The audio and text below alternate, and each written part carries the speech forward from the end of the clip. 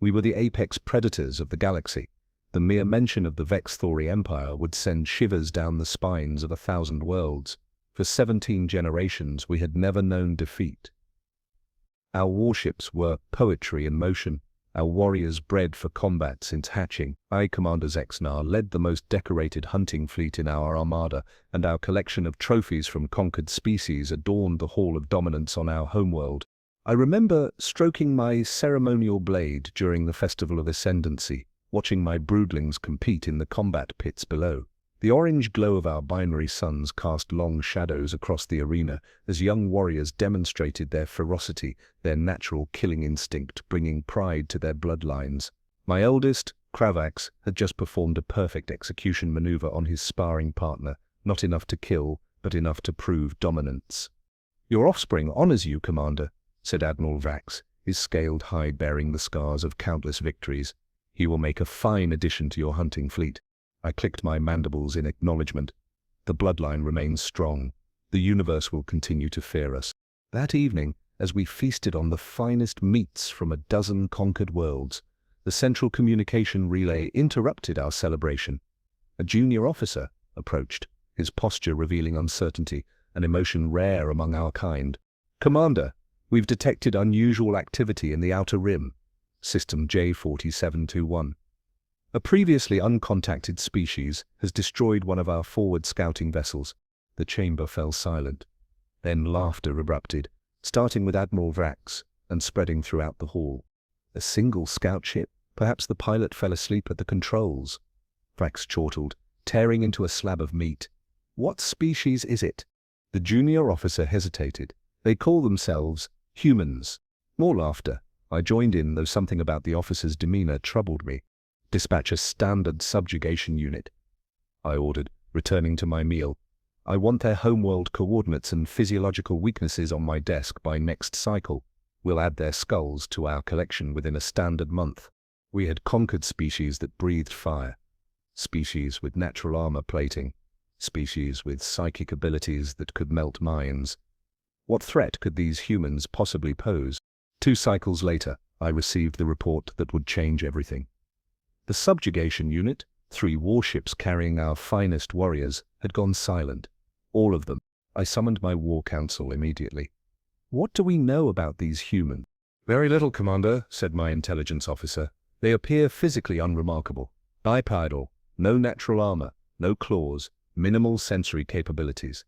Their homeworld is mostly water, with mild gravity and atmospheric conditions. By all accounts, they should be easy prey." "Then explain how they destroyed 4 ships," I demanded, feeling the first twinges of unease crawl along my spine. "We intercepted some communication before losing contact with the fleet. The humans, they don't fight like any species we've encountered. They don't retreat when outgunned. They don't follow predictable attack patterns. And they—" He paused, mandibles quivering. "Speak," I commanded. "They specifically targeted our command ships, Commander. They knew exactly where our leaders would be. They knew our tactics before we employed them." I felt cold dread seep into my blood. No species had ever outwitted us tactically. We were the hunters, never the hunted. I made a decision. Prepare my personal battlecruiser. I will lead a full combat division to this human world myself. Admiral Vrax's eyes widened. "Is that necessary, Commander? We could simply send in the planet cleansers and be done with it." "No," I replied. "I want to see these creatures with my own eyes before we exterminate them. I want to understand what we're facing." As my ship entered the jump point toward human space, I reviewed the scant footage we had recovered from our destroyed vessels. What I saw defied explanation. The humans fought with a savagery that belied their fragile appearance. They sacrificed themselves willingly to achieve tactical advantages. They improvised weapons from debris. And most disturbing of all, they smiled as they killed. One image haunted me. A human warrior, blood streaming from multiple wounds, continuing to fight, despite injuries that would incapacitate any rational being. His eyes showed no fear, only determination and something else. Something I had never seen in the eyes of prey. It was hunger. The realization hit me with stunning force. All this time, we thought ourselves the only true predators among the stars. But these humans, they looked at us, the same way we looked at everything else, as food. The proximity alarm blared, jolting me from my thoughts. We were about to exit hyperspace near the human outpost where we'd lost our ships. I straightened my battle harness and prepared to meet the enemy. "Commander!" My sensor officer's voice cracked with alarm. Multiple signatures surrounding the exit point. "They've anticipated our arrival coordinates." "Impossible. Our jump calculations were encrypted with algorithms no less a species could crack." The ship shuddered violently as we reverted to normal space. Through the command viewport, I witnessed something no Vex story had seen in 17 generations. An ambush. Against us.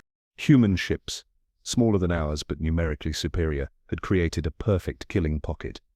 As our engines struggled to recharge after the jump, they closed in from all sides. For the first time in my life, I felt something alien, something that went against every instinct of my predatory heritage.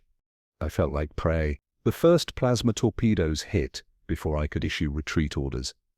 Our forward shields buckled, instantly under concentrated fire from a dozen human vessels. I had never seen such precision targeting. They knew exactly where to strike. "Return! Fire! Launch all fighters!" I roared, but my voice sounded hollow even to myself. We were the Vex story. We did not defend. We attacked. We conquered. This feeling, this reactive desperation was alien to me. My executive officer, Thrak, frantically coordinated our counter-assault. "Commander, their smaller ships are evading our targeting systems. They're too fast, too erratic." Through the command viewport, I watched as human fighters danced around our larger vessels. While our weapons were designed to obliterate capital ships and planetary defenses, theirs seemed specifically built to exploit our weaknesses, targeting engines, weapons arrays, and command nodes with surgical precision. "They've studied us," I realized aloud. "How is this possible?" "Commander!" Thrak's voice cracked with panic, an emotion I had never heard from him in 3 decades of service. "We're losing ships 7 and 9, and the humans, they're boarding vessel 3. Boarding. No species had ever dared to board a Vex story warship. Our internal defenses and warrior crews made such tactics suicidal. I ordered a direct communication link to Vessel 3. The screen flickered to life, showing Commander Drak's bridge awash in emergency lighting, and something else. A red mist hung in the air. "Report," I demanded. Drak's face appeared, mandibles twitching in unmistakable fear.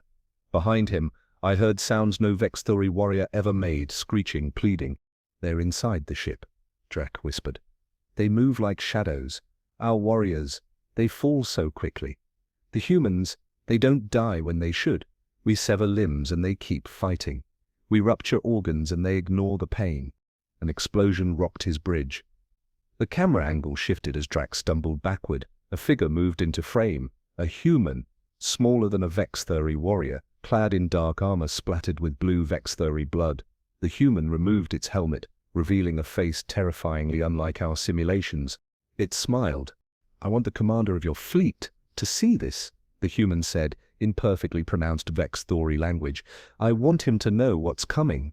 The human raised a primitive blade, not energy-based, but metal, and swung it toward the camera.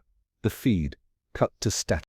"All vessels, emergency jump," I ordered, cold dread flooding my system. "Scatter pattern Omega. Regroup at homeworld defense perimeter." 3 of our 12 ships managed to escape, mine included. The journey home was 17 cycles of sleepless horror. Reports from our frontier colonies described systematic human attacks, not the random destruction we'd anticipated, but methodical dismantling of our military infrastructure. They weren't interested in civilians or resources. They targeted our warriors, our ships, our command centers. They were hunting us. When we reached the homeworld, I expected to find our defense fleet mobilized. Instead, I found chaos. The Sovereign Council had only just received word of our losses. They refused to believe my report. "Impossible, Grand Sovereign." Rexthor dismissed my warnings with a wave of his ceremonial claw. "No species defeats the Vex story in direct combat. Your failures are an anomaly, Commander Exnal, not a harbinger." I fought to control my mounting frustration. "Grand Sovereign, I witnessed their tactics personally. They are unlike any enemy we've faced. We must prepare." "We will crush these humans like any other prey species," he interrupted. I have authorized the deployment of the World Eater fleet. Their planet will be reduced to ash within 30 cycles. The World Eaters, our superweapons, planet killers that had ended rebellions and exterminated troublesome species throughout our history. Perhaps the Sovereign was right. Perhaps overwhelming force would succeed where tactical superiority had failed. I returned home that night to find my dwelling eerily quiet. My broodmate Kira met me at the entrance, her scales pale with stress. "Kravax has volunteered for the World Eater offensive," she whispered. "They're taking everything we have, Zexnar. Even the untested warriors." My blood ran cold. "When?" "They launched 3 cycles ago. The Grand Sovereign accelerated the timeline after your report. They wanted to strike before the humans could prepare. I spent the next 15 cycles in a state of heightened vigilance, awaiting news of our glorious victory. It never came. Instead, long-range scanners detected an incoming fleet. Not ours. The humans had followed our retreat path straight to our homeworld, and they had brought an armada. Panic swept through our civilization like a plague. Species that had lived in terror of us for generations now witnessed our fear. The Sovereign Council ordered a full planetary evacuation, but there weren't enough ships. We had never planned for defeat, never imagined we would need to flee. I stood on the command deck of our last remaining defense platform as the human fleet emerged from hyperspace. There were hundreds of ships, far more than we had faced initially. They had been gathering their forces, preparing, while our leaders denied the reality of our situation. "Commander," my communications officer called. "The humans are broadcasting on all frequencies. They want to speak with our leadership." On the main screen appeared a human male, older than the warriors I had glimpsed during our earlier encounter. His face bore scars, and his eyes held none of the mercy our subjugated species sometimes pleaded for. "I am Admiral James Thompson of the Earth Defense Force," he stated in flawless Vex Story. "For too long, your empire has terrorized this galaxy. We intercepted distress calls from 17 different species you've hunted to near extinction. We've documented your atrocities. We've analyzed your tactics. And now we've come to end your predation permanently." The Grand Sovereign stepped forward, his ornate armor unable to disguise his trembling. "We are the Vexthari. We cannot be defeated." "Your World Eater fleet has been destroyed," Thompson interrupted flatly. "Your son was among the captured, Commander Zexnar. Unlike you, we do not execute prisoners." "My son, alive. A prisoner, but alive." "You have 6 hours to surrender, unconditionally," Thompson continued. "After that, we will commence orbital bombardment of military targets only. We are not like you. We don't exterminate civilians." The transmission ended, leaving a chamber full of once proud warriors staring at each other in stunned silence. Within hours, riots broke out in major cities. Ancient hierarchies collapsed as lower castes realized our vulnerability. Several council members committed ritual suicide rather than face defeat. Others fled on private vessels, abandoning those they had ruled. I stood alone on my balcony, watching fires spread across our capital city. Kira had joined the evacuation with our younger broodlings. I had ordered her to go, knowing that remaining meant certain capture or death. As darkness fell, I gazed up at the stars. Stars we had once dominated, now filled with human warships. I unclasped my commander's insignia and let it fall from the balcony, watching it disappear into the darkness below. Everything we believed about ourselves had been a lie. We were not the apex predators of the galaxy. We had simply never encountered a true predator before.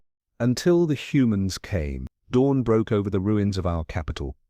I hadn't slept, hadn't moved from my position on the balcony. The 6-hour ultimatum had passed, and true to their word, the humans had begun precision strikes against military installations. The civilian evacuation zones remained untouched. They were keeping their promise. This simple fact shattered something fundamental within me. In 17 generations of conquest, we had never shown such restraint. A thunderous roar shook the building as human dropships pierced our atmosphere. Ground forces were deploying. The end had come. I donned my ceremonial armor, not for battle, but for dignity in defeat. If I was to die, I would face it as a commander should. I took my ritual blade and placed it in its sheath, not to fight, but to end my own life if capture became imminent. No Vex Story commander had ever surrendered. I would not be the first. The sounds of battle grew closer. Sporadic weapons, fire echoed through empty streets. Far remaining warriors were making their final stand, but it was merely symbolic. The war was lost before the first human boots touched our soil. My communication implant crackled to life, an encrypted channel used only by High Command. Commander Zexanar. The voice was unfamiliar, yet spoke our language perfectly. This is Captain Marcus Wilson, Earth Defense Force Ground Team. We have your son, Kravax. He's requested to speak with you. A trick. Surely. I remained silent. Father, my son's voice, unmistakable, despite its weakness. It's true. I'm alive. The humans, they're not what we thought. Where are you? I demanded, emotion cracking through my commander's discipline. Medical facility on their command ship. Father, they treated my wounds. They gave me food. He hesitated. They asked me questions about our history, about the first hunt, about the archives. The archives, our most sacred historical record, documenting the rise of our empire from our first interstellar conquest. Only the highest castes were permitted to access its full contents. What did you tell them? I asked, my hand instinctively moving to my blade. The truth, that I don't know, that only the Sovereign Council has access. My son paused. Father, they're coming for you, not to kill you. They want you to surrender. No Vex Story commander surrenders, I replied automatically. Please, Father, if not for yourself, then for what's left of our people. The communication ended, leaving me in silence once more. Moments later, the building trembled as a human vessel landed in the central plaza below. Through swirling dust, I watched armored figures emerge, smaller than Vex Story warriors, but moving with deadly precision. I drew my blade and held it against my throat. One quick motion and I would join my ancestors with honor intact. Commander Zexanar? A voice called from below. A single human stood apart from the others, helmet removed. I'm Captain Wilson. I'd like to speak with you. There is nothing to discuss, I called back. The Vex Story do not surrender. I'm not asking for your surrender, Wilson replied. I'm asking for your help. My blade hesitated. Help? Yes, we need access to your archives. I laughed bitterly. So you can better understand how to destroy us. Learn our weaknesses? Study our conquered worlds for resources to claim? No, Wilson said simply. So we can understand why you became what you are. His words made no sense. Why would they care about our history when they held our present in their grasp? If you come peacefully, Wilson continued, I guarantee your safety and the safety of your son. You have my word. The word of prey means nothing, I replied automatically, reciting our most basic teaching. Wilson's face showed an emotion I couldn't identify. Commander, with respect, I think we've established who the prey is in this situation. The truth of his statement hit like a physical blow. I lowered my blade, not from cowardice, but from the sudden, overwhelming weight of reality. We were the prey now. Our entire identity, our civilization's purpose, had inverted in a matter of days. I will come, I said finally. 20 hours later, I stood before the archive terminals aboard the human flagship, surrounded by their scientists and military leaders. My son Kravax stood beside me, his wounds treated but his pride visibly wounded by his captivity. Why do you need these records? I asked Admiral Thompson, as the ancient data systems hummed to life. Because something doesn't add up, Thompson replied. Your species' aggression patterns are unlike anything we've encountered. It's as if conquest is hardwired into your very being. We need to understand if this is cultural or something else. The archives awakened, ready to tell the glorious story of our rise to dominance. I entered my command codes, and the history of the Vex Story Empire displayed before us. What we saw changed everything. The earliest entries weren't records of conquest. They were records of flight, of fear, of desperate escape. This can't be right, I whispered, mandibles trembling. But the evidence was undeniable. The Vex Story had once been prey themselves, a peaceful species forced to flee their homeworld when a more powerful race arrived. Our ancestors had been refugees, not conquerors. And then came the most devastating revelation: genetic modification logs. The first sovereign had fundamentally altered our species, enhancing aggression, dulling empathy, rewriting our history to transform us from frightened refugees into merciless predators. We were made this way, I said aloud, the truth burning through 17 generations of lies. Everything we believed, it was engineered. Admiral Thompson nodded grimly. We suspected something like this. We've seen it before, species so traumatized by near extinction that they transform themselves into what they fear most. I stared at him, unable to process this compassion from our conqueror. Why did you not simply destroy us, after what we've done to countless worlds? Because that's what you would have done, Thompson replied simply, and we refuse to become what we fight against. In that moment, standing amid the ruins of everything I had ever believed, surrounded by enemies who showed more mercy than we ever had, something fundamental shifted inside me. What happens now? I asked. That depends partly on you, Thompson said. Your empire as it existed is finished, but your species doesn't have to be. We're offering a choice. Help us undo the damage your empire has caused. Help rehabilitate the worlds you've conquered. And in return, we'll help your people rediscover who they were before they were transformed. And if we refuse, then you'll live out your lives in comfortable containment on a world where you can harm no one else. Not extinction, but isolation. My son looked at me, his eyes showing an emotion I had never seen in a Vex story before. Hope. Father, he said quietly, I want to know who we really are. 5 cycles later, I stood on the bridge of a human vessel, approaching a small blue planet, Earth. Their homeworld. They had invited a delegation of Vex story to visit, a gesture of trust that would have been unthinkable in our empire. I watched the planet grow larger in the view screen. This world that had produced the species that had defeated us so completely, not because humans were naturally more aggressive or physically superior, but because they had evolved something we had engineered out of ourselves, the capacity to be both predator and prey, warrior and diplomat, conqueror and healer. Beautiful, isn't it? Captain Wilson had joined me at the viewport. Yes, I admitted. Though very wet. Wilson laughed, a sound I was still getting accustomed to. You know what I find fascinating, Commander? When we studied your original genetic records before the modifications, your ancestors had more in common with us than you might think. They were adaptable, cooperative, innovative, all the things that helped us survive on Earth. I contemplated this as Earth's vast oceans came into view. Perhaps that is why you understood us better than we understood ourselves. Maybe. Or maybe we just recognized the pattern because we nearly followed it ourselves. Wilson's expression grew serious. There was a time in our history when we might have become exactly what your empire became.